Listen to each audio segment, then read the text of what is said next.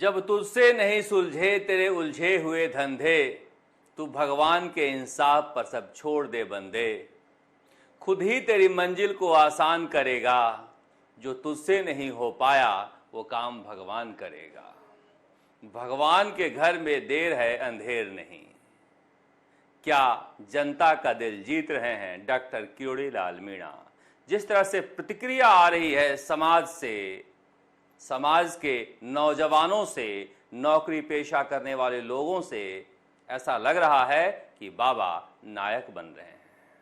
मगर क्या बीजेपी भी बाबा में नायक देख रही है? अब ये खबर कहां से आई है पता नहीं, मगर कहा जा रहा है कि doctor Kirodilal Meena deputy CM बन सकते हैं। क्या 3 डिप्टी सीएम बनाए जाएंगे? क्योंकि एक दलित तो जो कहा जा रहा है प्रेमचंद बैरवा के बारे में, जो कि गोविंद सिंह डोटासरा ने कहा है कि जल्दी ही पर्ची आने वाली है, पर्ची बदलने वाली है। कई तरह के बात उनके बारे में कहे जा रहे हैं। कांग्रेस के प्रवक्ता भी इशारों में ट्वीट कर रहे हैं। उसे लेकर कहा जा रहा है कि उनके विभाग का कामकाज डॉक्टर किरोड़ीलाल मीणा देखेंगे। मगर ये सब अभी हवाओं में तैर रहे हैं, कुछ पुख्ता तौर पर नजर नहीं आ रहा है।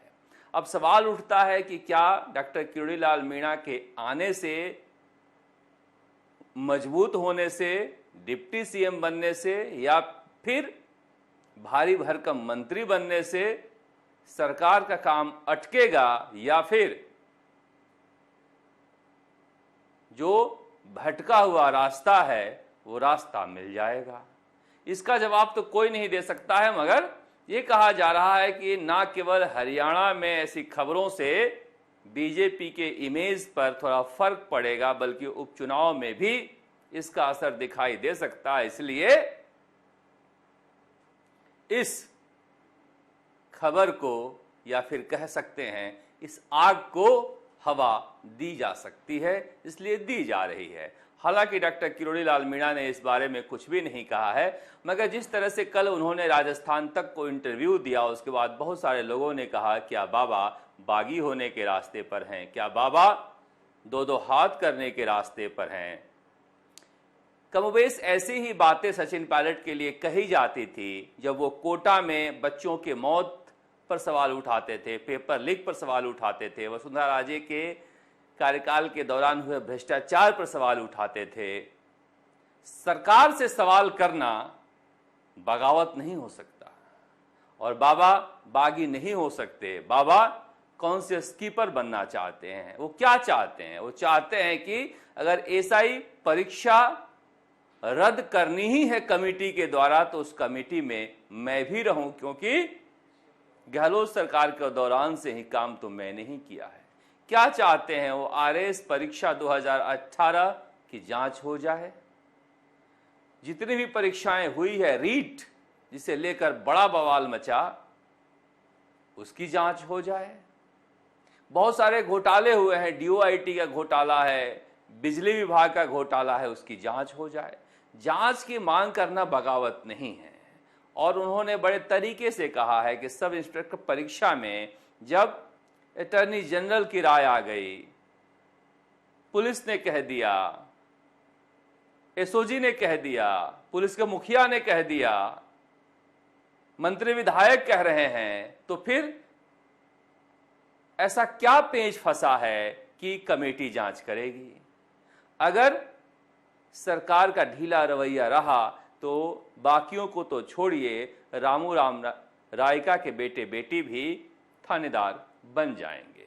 इसीलिए इसको अलग तरीके से नहीं देखना चाहिए। और मैं बार बार कल भी कहा था कि डॉक्टरों का जो फर्जी डॉक्टरों का मामला है, मुझे हैरत हो रही है कि अभी तक एफआईआर नहीं दर्ज हुई है। बताइए, इतने बड़े पैमाने पर फर्जीवाड़ा हुआ कि 10वीं पास भी नहीं है गीता, डॉक्टर गीता डिडवाना वाली जो भाग गई है, 10वीं पास भी नहीं है। वो ओपन यूनिवर्सिटी से 12वीं का सर्टिफिकेट लेकर और सीधे एमबीबीएस बन के इलाज कर रही है जीवन ज्योति नाम के अस्पताल में। बताइए, ज्योति बुझा रही थी जीवन का। मगर कोई एफआईआर ही दर्ज नहीं हो रहा है इतने दिनों से, जबकि 24 सितंबर को दे आए थे मुख्यमंत्री को। तो कहीं ना कहीं इस तरह से एक संदेह खड़ा होता है जिसके आधार पर वो बोल रहे हैं तो कम से कम ये बीजेपी के लिए फायदे की बात है कि जनता जो चाह रही है कोई तो आवाज देने वाला है। मगर क्या वाकई में वो डिप्टी सीएम बन रहे हैं?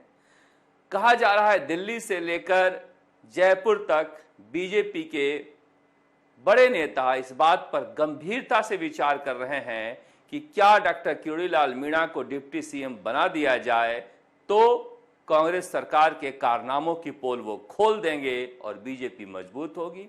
क्या डिप्टी सीएम अगर बन जाते हैं तो भ्रष्टाचार पर नकेल बंधेगी और उनके जो कोर वोटर हैं, जो जाति के अलावा भी मानने वाले हैं, वो जुड़ेंगे?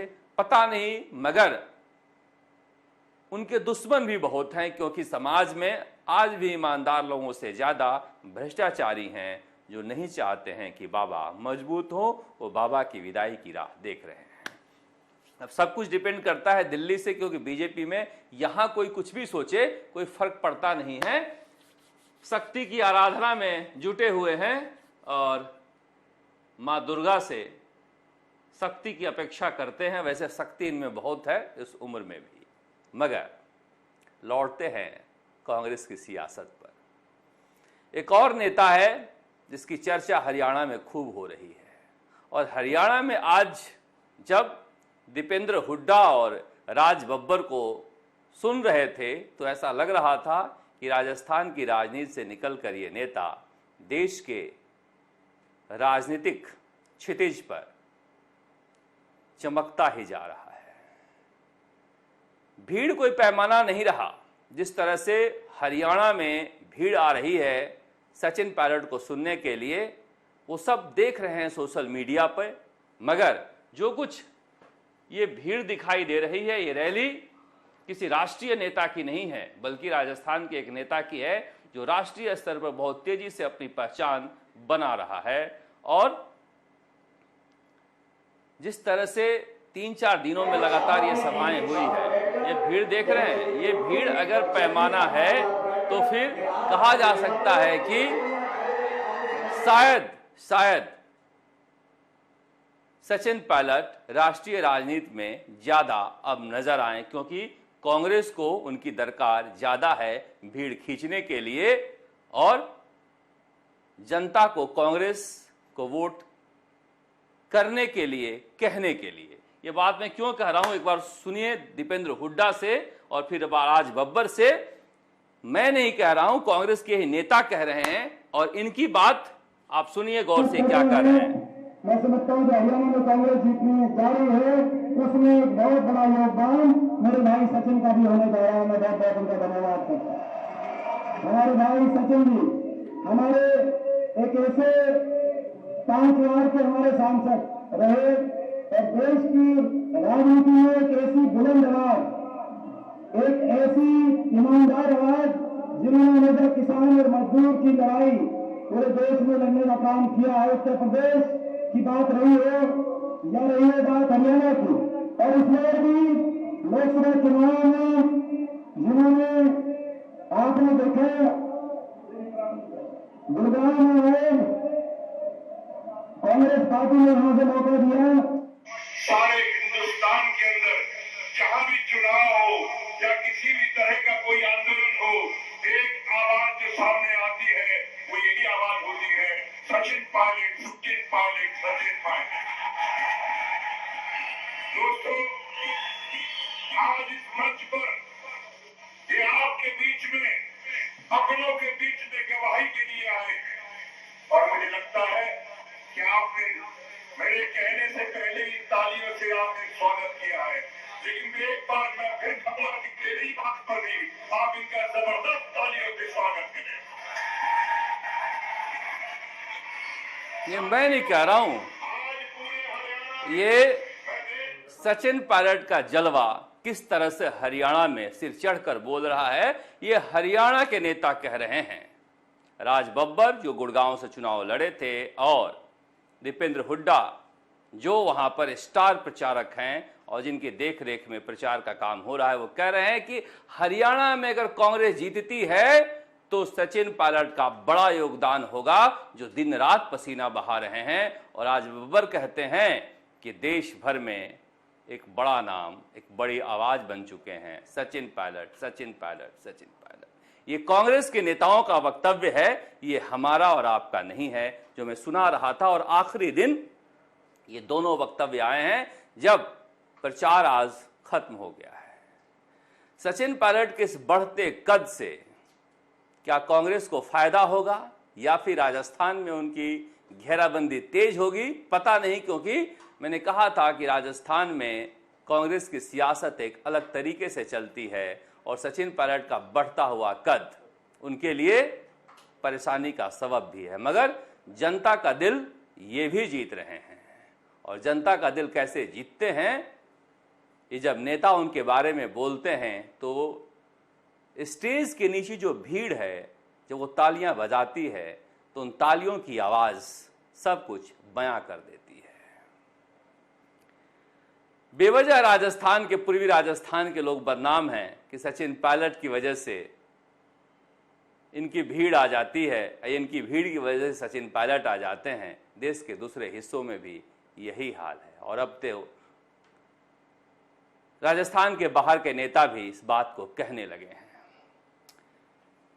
और ये हनुमान बेनीवाल की भीड़ है। ये हनुमान बेनीवाल आज हेलीकॉप्टर में बैठे और हनुमान बेनीवाल आज एक निर्दलीय प्रत्याशी के अलावा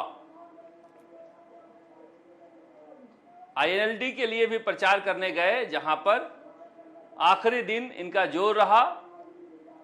राजस्थान के जो नेता हैं, उन नेताओं में एक डिमांड जो है हनुमान बेनीवाल का भी रहता है। हालांकि इनकी कोई पार्टी नहीं है, मगर राष्ट्रीय लोकतांत्रिक पार्टी एक छोटी पार्टी होने के बावजूद हरियाणा में आज इन्हें हेलीकॉप्टर भेजकर प्रत्याशियों ने बुलाया और चुनाव प्रचार खत्म होने तक ये लगातार सभाएं करते रहे। यह भी अपने वजूद के आधार पर बने हुए एक नेता हैं, जिनकी डिमांड कम से कम हरियाणा जैसे राज्यों में तो हो ही रही है।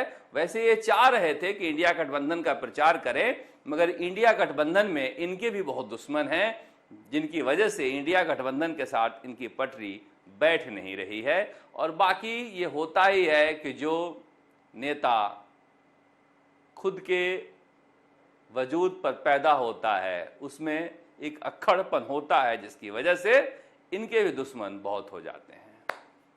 मगर सबसे मजा गोविंद सिंह डोटासरा और राहुल कसवा ने लिया और क्या गमछा डांस किया है वहां पर।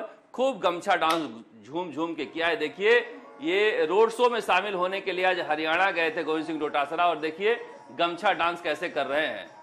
अब ये हरियाणा से एक गमछा डांस के दृश्य आए हैं, जहां पर राजस्थान में इनसे डिमांड होता था कि अध्यक्ष जी एक बार गमछा डांस हो जाए, तो हरियाणा में भी आज गमछा डांस का डिमांड हुआ और गोविंद सिंह डोटासरा गमछा डांस करते हुए नजर आए।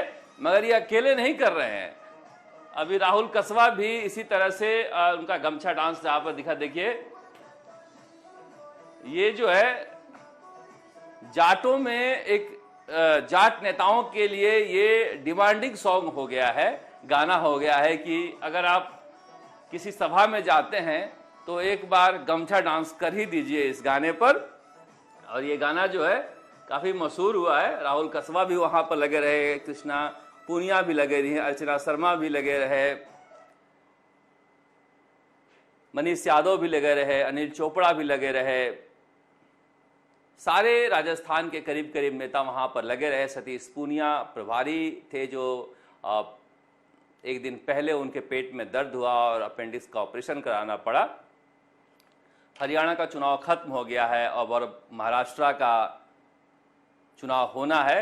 मगर हरियाणा चुनाव में भूपेंद्र हुड्डा ने आज